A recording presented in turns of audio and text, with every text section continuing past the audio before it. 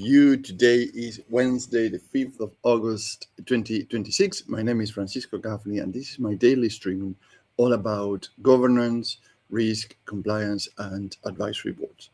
So this week, I'm going through the 4 milestones of the model of the advisory board operating system. So on top, we have scale, on the right, predictability, at the bottom, we have systems, and on the left, we have edge.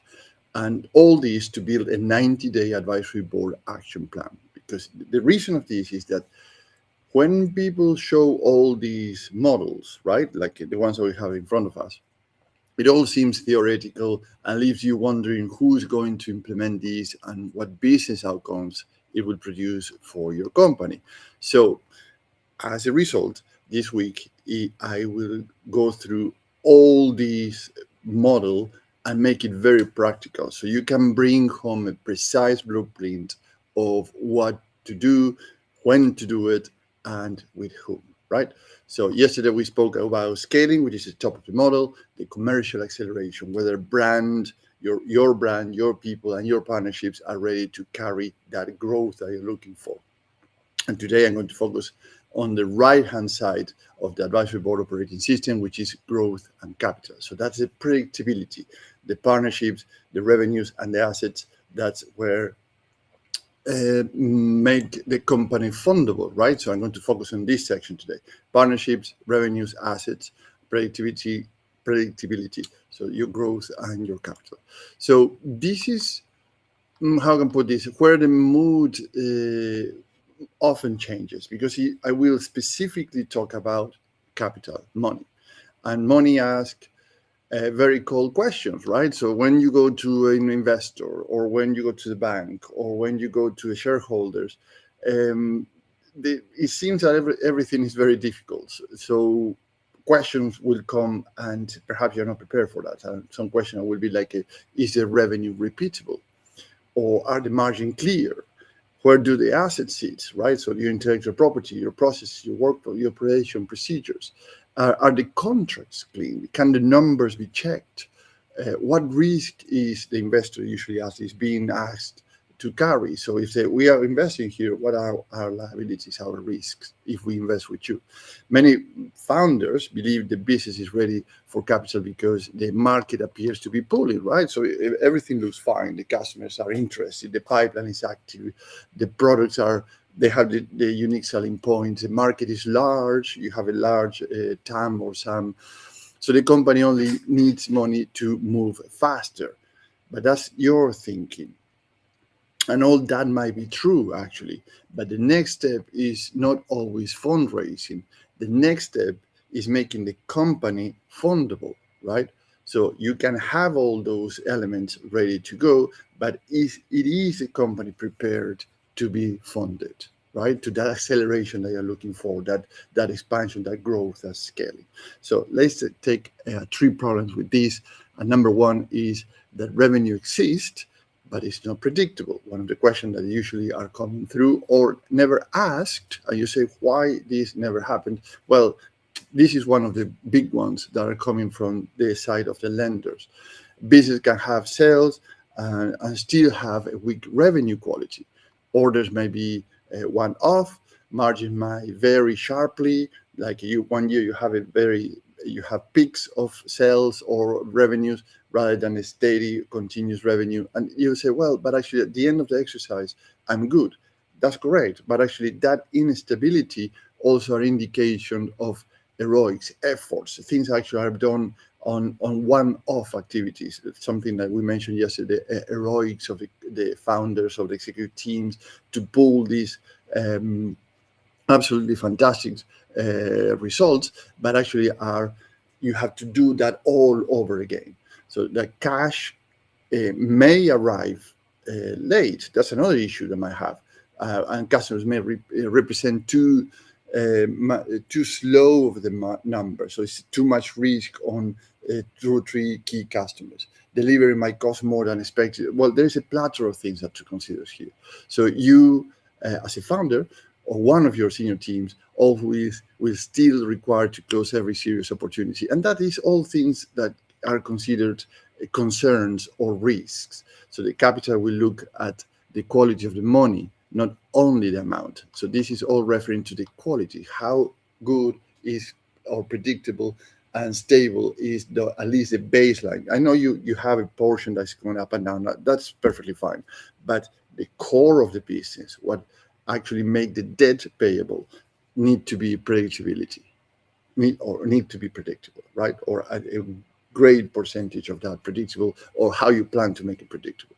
Problem number two is that assets are claimed, but their ownership is not is unclear. So the company talks about its products, intellectual property, brand, data, contract, a customer proof, or distribution rights, right? But which entity owns them, right? So if you have intellectual property or intangible assets, who owns them? What has been assigned to whom? What is it? What is licensed and what is not? What, do you have royalties for that? What is registered?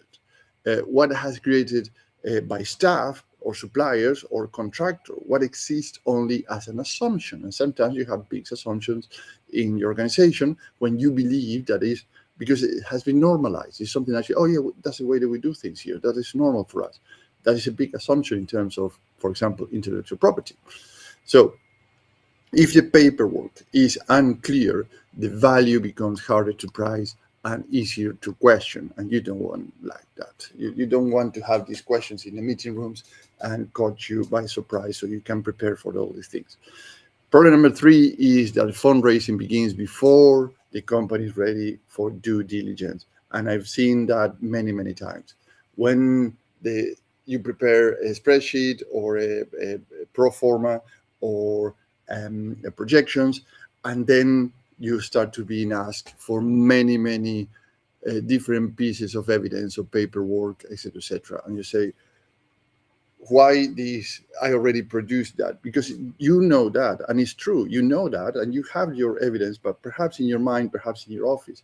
But when the lenders, when the investor, when the shareholders are looking into your very well put together plan, they will say, okay, now I need to see this, where it's coming from.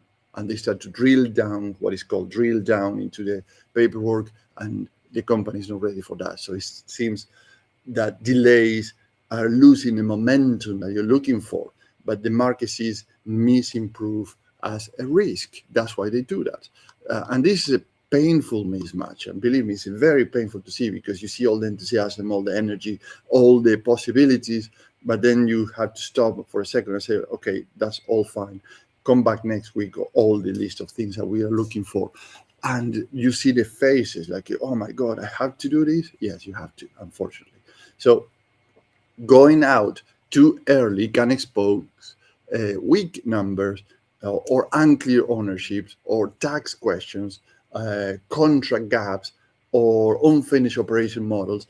So you will start to realize, actually, while the plan might be amazing, some things are not completely wrapped up, if you may. So the company then spends the next 6 months answering doubts it could have removed first if they had all things in place.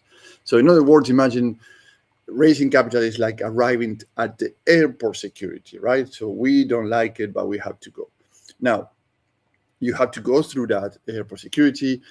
You have a very strong reason to travel. You may know exactly where you're going. You might have your ticket in your hand, and people understand all exactly. And you can explain that for hours and hours and hours. But if your documentation is not in place, or you can prove that, like a passport or identification card or whatever is the case, you are not going to pass through. Unfortunately, you are not going to pass through. So imagine that the airport security is like the gate to that you will find the other side is a capital, right? So you had to go through all your planning that you go boarding the plane, traveling, off boarding, etc. But the point is that you cannot start that process if you don't have your documentation to go through that security gate.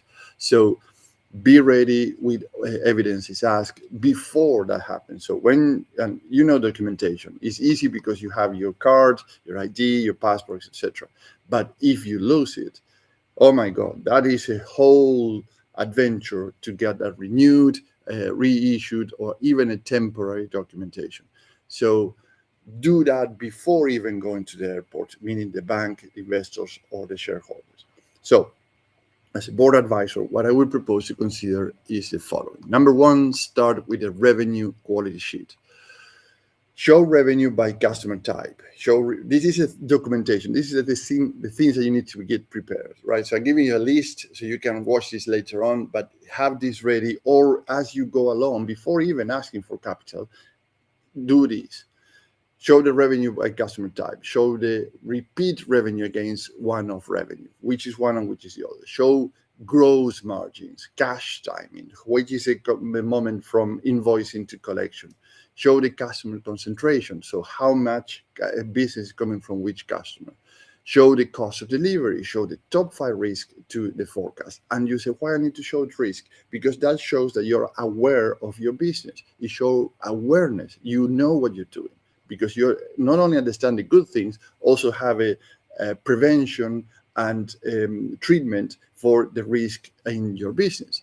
And then ask, what happens if you as a founder are not involved in those sales? What is the preventions or the treatment for that case that you are not there? Who is your hierarchy of decision in your company, your succession planning, if you may?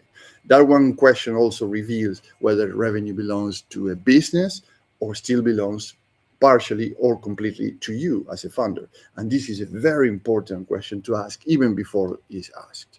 The second thing is another list. Build an asset ownership sheet. And this shows where the intellectual property sits, show which company owns the contracts, show which entities invoice customers, what is the license, what is registered, what is protected, what has not been yet documented. And you can put that up front, because then you show awareness of where the risk and the rewards sits in your company. So a board also should never have to guess where the company's value lives, right? The valuation, the values of the company, if you're forming a board or you already have a board. The third thing to do is, the last list, is build a capital readiness sheet. How much is being raised? What is the money for? Which milestone will the funding achieve, right? What proof supports the valuation? What will an investor find during due diligence, right? So all these are your checklists, the things that you do internally. Then a very good one, what needs fixing during the next 30, 60, or 90 days. And all these 3 points will open some very good questions to consider. So when you go through this questionnaire, the things you will find is the business has a strong opportunity, but the evidence is not yet organized around how investors think. And this is a key point. You are not doing this ask for capital or raise from your point of view. You have to also to satisfy the other side point of view, the investor thinking. So you want speed, that's perfectly fine, but the market wants clarity. So you have to be very clear how to do and present things. And the preparation is being treated as delay. You might say, well, this is delaying everything. In reality, preparation is what protects negotiation strength. You want to be in a very strong position when you're going. It's like an athlete. They don't win the championships on the field. They win it in the preparation, in the training, in the repetition of having everything ready to go, and several plays, if you may, to understand how they're going to do it. So this is where the advisory board helps. The company may need finance expertise, legal or tax judgment, or help with intellectual property, revenue, quality, commercial modeling, or investor materials. So the advisory board becomes the connective tissue between the expectation of the institutions and the vision you, as a founder, have in your mind, and what the market expects to see as evidence, track record, and predictability to join if you invite them to join your venture with their capital. So expecting one permanent hire or hold all that as a one single package could be a big ask. That's why the advisory board brings the right mixtures around the milestone and helps leadership to turn scattered evidence into a fundable case. So what do you gain working with me? 3 things: business outcome, differentiators, and risk reductions. The outcome is a capital readiness plan that moves the company from we need money to grow to we can show you why this business deserves an investment. It's a very different position to be, and a very good one to be. We can show you why.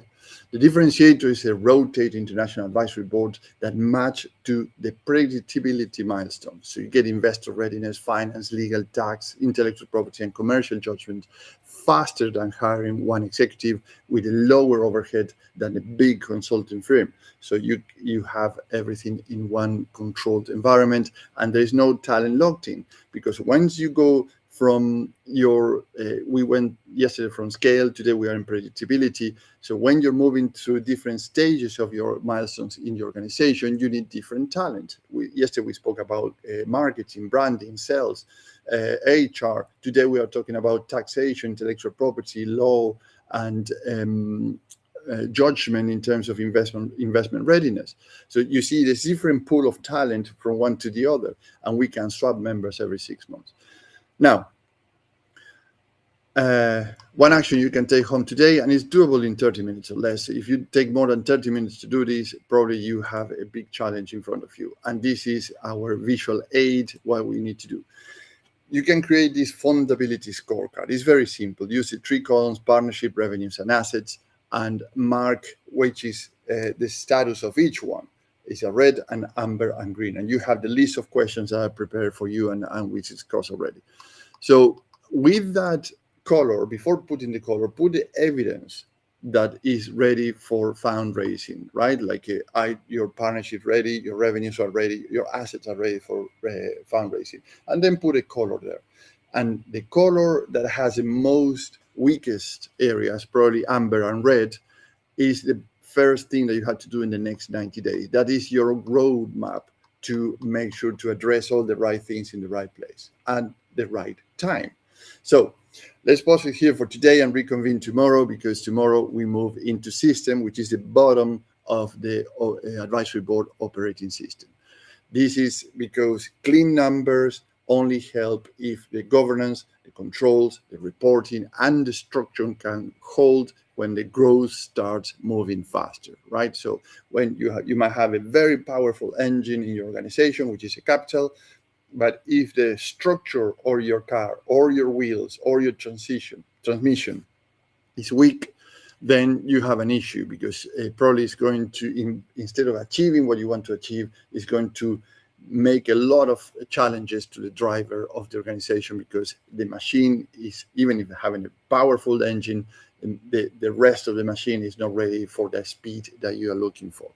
So if you are preparing for invest your company, to look for investment, market entry, or trade, sale, or a future public market rating, whatever is the case, and you want an international advisory board to strengthen the evidence behind your capital case, let's have a 30-minute call so I can understand where you're coming from, where you are, where would you like to go, and how we can put together an international advisory board that can help you to achieve that.